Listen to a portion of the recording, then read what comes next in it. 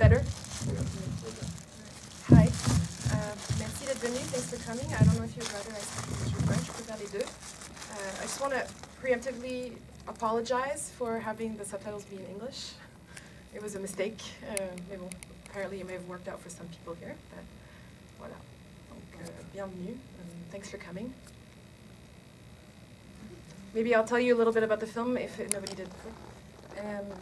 So Jeppe on a Friday was shot in one day by 8 teams of filmmakers, local South African filmmakers, in Johannesburg, in Jeppe's town, on a Friday. It was co-directed by Shannon Walsh, who's a Montreal-based filmmaker, currently living in Hong Kong, but lived in Johannesburg for a very long time. And it was co-directed with Arielle Lelou, who is a South African filmmaker based in Johannesburg as well. This film was a follow-up neighborhood film after a film that we made here in Montreal called À Saint-Henri le 26 août, which was also shot in one day, this time with 16 local Montreal filmmakers. So Jeppe on a Friday was another way of bringing a community together, having all these filmmakers meet, spend a lot of time in Jeppe's town. They spent a few months, more, 4, 5, 6 months, following these different characters, getting to know them, being close to them. And actually more than just 5 were shot in that day. We had more like 8 or 9, but as editing happens, sometimes some people get cut out. So it was edited by one person, and while Shannon and Arielle were in the room. So the directors who helped shoot on this day gave them their trust to be able to edit the film as one whole film, which is what you saw tonight. Yes. How did they manage to choose each of the characters? Did the filmmakers know them beforehand, or how was it? It depends. So Shannon and Arielle themselves spent a lot of time in Jeppe's town and just going from shop to shop and getting to know people, going to concerts, and just getting to know the neighborhood. And then as they invited the different filmmakers, local filmmakers, to come on board for this project, they introduced them to these characters, and then they forged their own relationships with them, spent plenty of time with them, all knowing that we were coming together to shoot on this particular Friday 6 months from now. So they all knew that this was happening, but as you see in the film, they may live in very close quarters, and they are in very close quarters, but they do not know each other, and they have a lot of ideas about what the others are like as well, and some preconceived notions. Why choose Jeppe of all the neighborhoods in Johannesburg? Jeppe's town, similar to Saint-Henri, is a quickly gentrifying neighborhood in Johannesburg. From the way that Arielle and Shannon have talked about it, it had its heyday, as they say, 90 years ago, and then it went into quick decay. It's in the center of Johannesburg. It's sort of an inner city neighborhood. It's not a suburb. Even though one of the characters starts 25 kilometers away, he ends up back inside of Jeppe's town. But as you met JJ, the developer, JJ really believes that Jeppe's town should go back to its heyday, and so he's starting to gentrify it semi-successfully. And so that's sort of the idea of this neighborhood, that in 3 or 4 years from now could be very, very different from when we shot it. So that was the interest in there. What were some of the other characters that were cut out? I can't remember it. It's been almost 2 years. Let's see, who did we follow that didn't make it into the film? Well, actually, Aruna's wife, who you meet, because she's the cook, she had a lot of speaking, she spoke a lot. She had a lot of very interesting things to say. In the end, for the editing of the film, she didn't end up, nothing much ended up happening. Actually, another character that was really interesting, who did make it in the film, was a wedding planner, who also lived in Jeppe's town, planned a lot of weddings in Jeppe's town. Very interesting guy, very gregarious. We didn't put him in the movie, not just because he didn't fit in the editing, but because it turned out within 3 or 4 months of starting editing that he was a fake. He was a complete sham, and he had been discovered by the local newspaper as not actually planning weddings, just taking the money and running. So you're like, oh, not too sure if we could put him in this movie now. Yeah, those are some of the characters we had. Changed the plot a bit. It did, yeah, it did. We would have had to follow up with them, and the whole point was to shoot one day. So we didn't do that. Yes? You mentioned someone who had interesting things to say and that did not make it into the film. I know in literature we have sometimes the author's notebooks that show what went before and what he, you know, after Many a Summer Dies the Swan was not the first time Tennyson wrote that. But are those cut-out parts still preserved, and would they be accessible to someone who's doing research? Definitely. Yeah, we keep all of our raw footage. We store it for years. Yeah. Yes, unfortunately, they don't always make it in the final edit. Sometimes when we make the DVD, we're able to do outtakes, so have other interesting scenes that just didn't necessarily work for, you know, at some point you have to finish the film, so it could only be 87 minutes. And, but we do have some of those scenes still there. It would be easy if anybody's interested. I could always help you out. Yeah. You showed a film with this film, and did the subjects ever get to meet each other? Yes, we had the film played there first. There was a big premiere in Johannesburg where all the different people met for the first time, and actually, you know, Aruna, who was so distrustful of the men's hostel, met with the band. The band performed, and by the end of it, Aruna was telling him to come for dinner sometime, and they definitely met. JJ, the developer, saw the film, and we wondered how he would react. And he actually found himself to be very well portrayed. And he was like, "Yep, this is what I do. This is me." And he was also very happy with the film. So, yeah, we had a big premiere in Johannesburg. We've played in quite a few festivals in South Africa. So, and we had a theatrical release. So, yeah, the film's been shown quite extensively there. What's the reaction in South Africa to the film?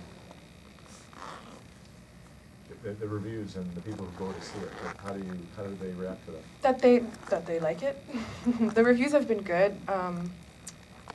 It fosters discussion. It fosters discussion among these different, you know, these neighbors who never spoke before, or who live behind closed doors and behind, you know, don't really go out in the streets very much necessarily, and would never meet each other. So this is just helping foster discussion in community. I think you're very, very successful in showing that area and the people who are there. I spent many years in Johannesburg in the last decade, and I'm not quite sure where it is, but I know the area. I don't know the streets, but I think it's really portrayed very vividly the rawness of what's there, from the garbage picker to the developer and everything in between, and the xenophobia. All of those stories are very interesting. And also the sort of this, within that there's a voice also about the governing party, ANC, which people are throwing their hands up. Mm-hmm. And it's not clear how deep that goes, but that voice is in there, that's obvious. But it's really, the rawness that you show in there is very real. You can feel it. You can feel that kind of, it brings it all back for someone that has spent a lot of time. Good. I'm glad. It's always. What's the role of the National Film Board? Because I saw they get one of the credits at the end. The Canadian National Film Board. The National Film Board helped us finish the film with some services. So they helped us, you know, do the last finishing touches of the post-production of the film. They had been heavily involved in Saint-Henri-le-Ventis. They were our co-producers for that project, so they were familiar with our work with neighborhood documentaries. And while they weren't necessarily interested in funding this particular project, they wanted to help out in any way that they could, so they ended up giving us some services. It's called the FIFBM program, or LASIK in the French side, and it's great for films who really need like that last push, that last post-production push. I highly recommend it. Did you ever consider doing a voiceover, a scene set by an overall narrator, and how did you choose to do that, or rather not to do that? And the other question unrelated is, how can we get to see the other movie, the St. Henry movie? The St. Henry movie is on Netflix Canada, it's also in libraries, and I'm sure, and Boîte Noire, and you can get DVDs of it all over the place, I think. In terms of not choosing a voiceover or anything like that, even though it's not, if there are any filmmakers in the room, it's not always successful, we tried as much as possible to use cinéma vérité style of filmmaking, so where you're more of a fly on the wall camera, you let the story unfold by itself, you let the characters speak for themselves. That was the idea. À Saint-Henri, le 26 août, I have to say this is an homage to a film made in Quebec in the 60s called Le 5 septembre à Saint-Henri, which is kind of a seminal Quebec film made by Hubert Aquin, and they are they were the first sort of filmmakers Québécois to do cinéma vérité. So we're very influenced by them. Like Shannon is very influenced by them. We were all influenced by them by going to film school here or just being interested in film. So we wanted to make an homage film to them, and that was definitely to use cinéma vérité, so not have a voiceover. Interestingly, though, the 5 septembre à Saint-Henri is fully voiced over, but that's another story.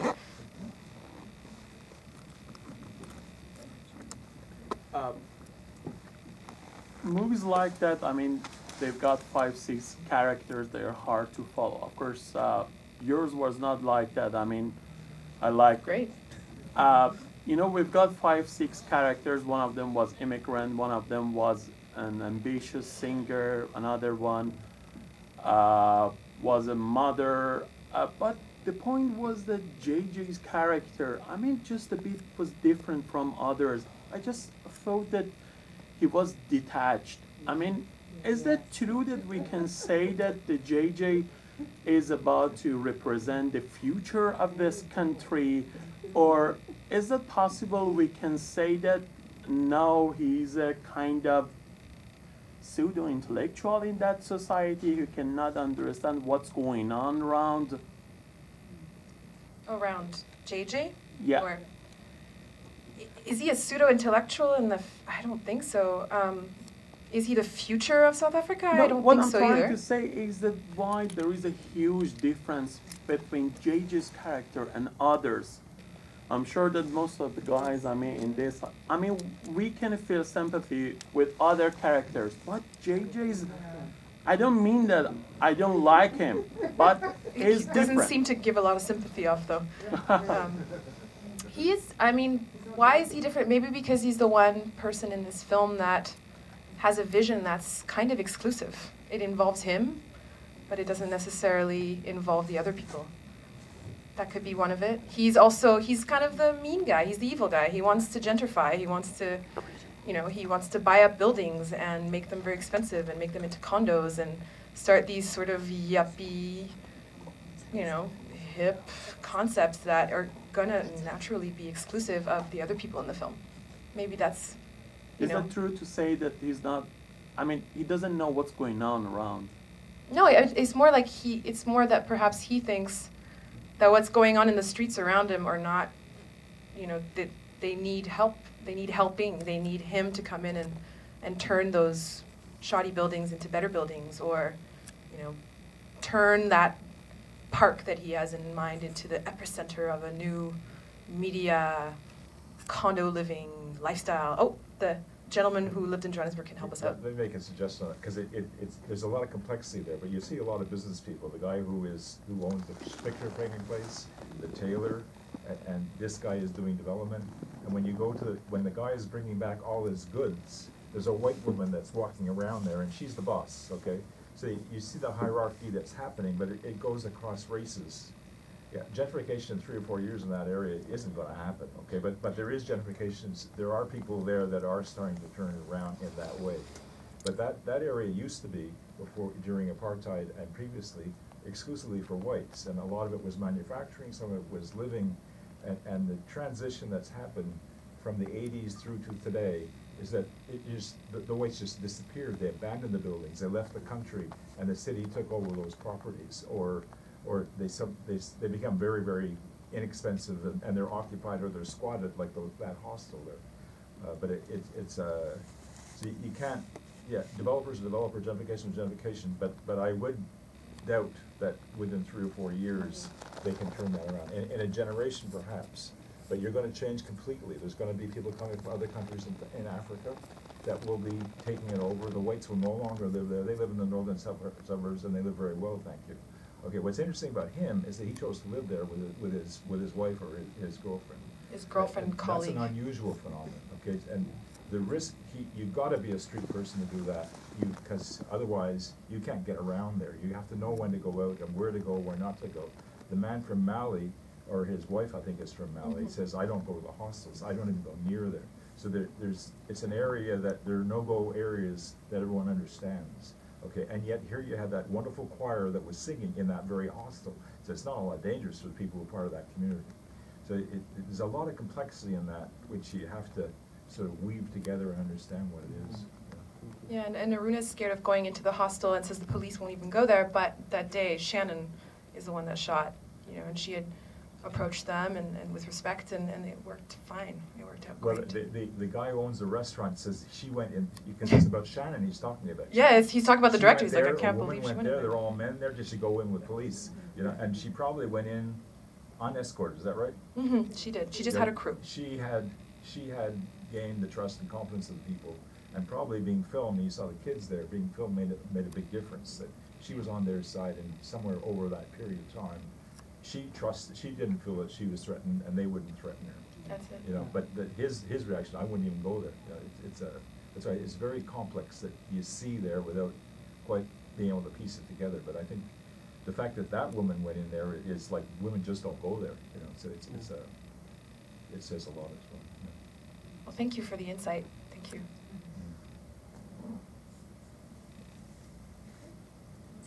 Well, thank you so much for coming. Have a good night.